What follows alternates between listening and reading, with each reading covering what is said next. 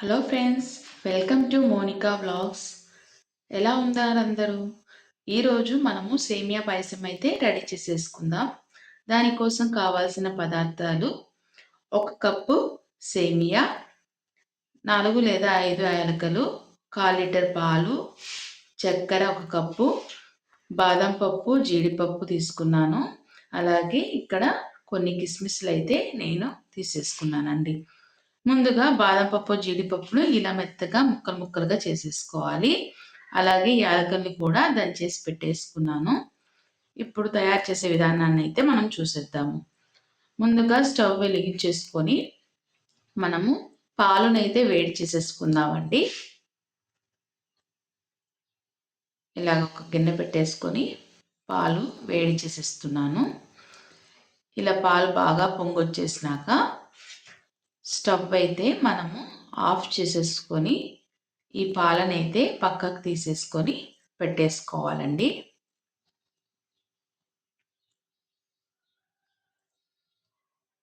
ఇలాగా ఇప్పుడు మనము మళ్ళీ స్టవ్ వెలిగించుకొని ప్యాన్ అయితే పెట్టేసుకుందామండి.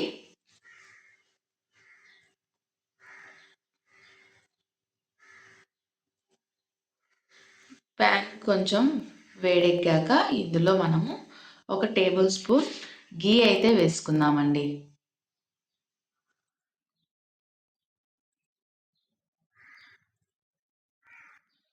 ఇలా కొంచెం కొంచెంగా గీ అయితే 1 టేబుల్ స్పూన్ వేసేసుకున్నాను.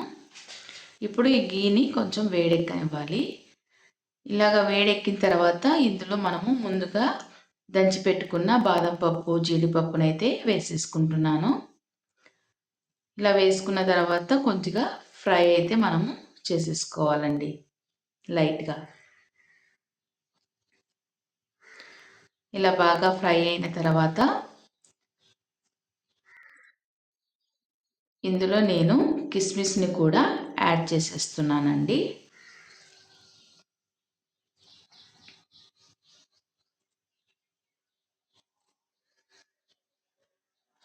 ఇప్పుడు మళ్ళీ ఒకసారి బాగా వేయించుకుందాము.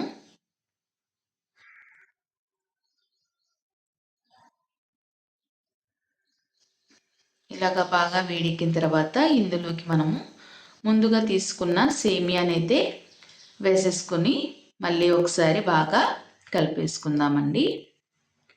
ఇలాగ ఒక 3 నిమిషాల పాటు సేమియాను, బాదం పప్పు, జీడిపప్పుని, కిస్మిస్ని బాగా వేయించుకుందామండి.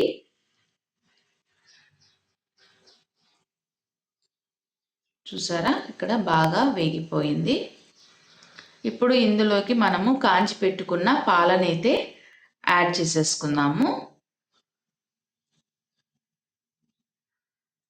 పాలు కొంచెం ఎక్కువే వేసుకోండి, ఎందుకంటే సేమియా చల్లారిన తర్వాత కొంచెం గట్టి పడుతుంది. దానికోసం కొద్దిగా పాలనైతే ఎక్కువ వేసుకోండి. కొంచెం నీళ్ళ నీళ్ళగా చేసేసుకోవాలి. చూసారా, ఇక్కడ బాగా పాలన్నీ పోసేసుకొని బాగా కలుపుకోవాలి. ఇలా బాగా కలుపుకోవాలి. ఇప్పుడు ఇందులోకి నేను 1 కప్పు షుగర్ అయితే వేసేసుకుంటున్నానండి. ఇప్పుడు మళ్ళీ ఒకసారి బాగా మిక్స్ చేసేసుకోవాలండి.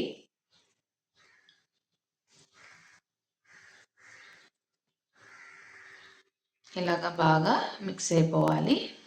ఇప్పుడు ఇందులోకి ఫైనల్గా నేను దంచి పెట్టుకున్న యాలకులను కూడా వేసేసాను. ఇలా వేసుకున్నాక మొత్తంగా ఒక్కసారి బాగా కలుపుకోవాలి. ఇలా బాగా కలిసిపోయిన తర్వాత మనమైతే ఉడికించుకుందామండి మూత పెట్టేసుకొని.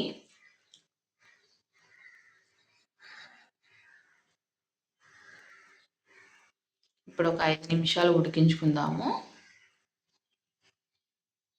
చూసారా, మళ్ళీ ఒకసారి మధ్యలో ఒకసారి మూత తీసేసుకొని మొత్తంగా ఒక్కసారి కలుపుకుందామండి.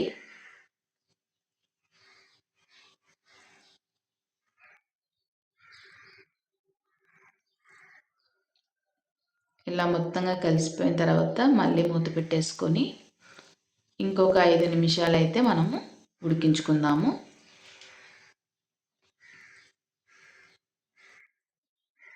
చూసారా, బాగా ఉడికిపోయింది. ఇప్పుడు మళ్ళీ మనం కొద్దిసేపు కలుపుకుందామండి. చూడండి, బాగా ఉడికిపోయింది. ఈ విధంగా మనము పాయసాన్ని అయితే రెడీ చేసేసుకోవాలండి. చూసారా? సో ఇప్పుడు స్టవ్ ఆఫ్ చేసుకొని ఫైనల్గా ఒకసారి బాగా కలుపుకుందామండి.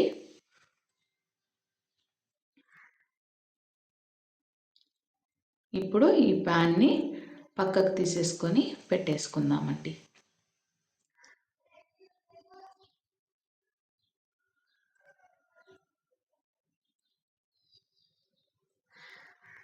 ఇప్పుడు నేను ఒక చిన్న సర్వింగ్ కప్ని అయితే తీసుకుంటున్నానండి.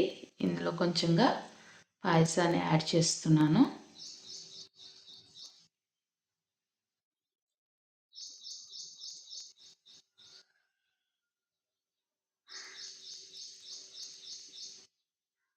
ఇప్పుడు ఈ సర్వింగ్ కప్పుకొని నేను కొద్దిగా 2 బాదం పప్పులు, ఒక జీడిపప్పుతో అయితే సర్వ్ చేసేసుకుంటున్నానండి.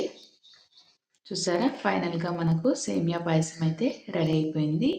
ఇలాంటి మరెన్నో వీడియోస్ కోసం మీరైతే లైక్ చేసి, షేర్ చేసి, సబ్స్క్రైబ్ అయితే చేసుకోండి. Thank you. Thanks for watching.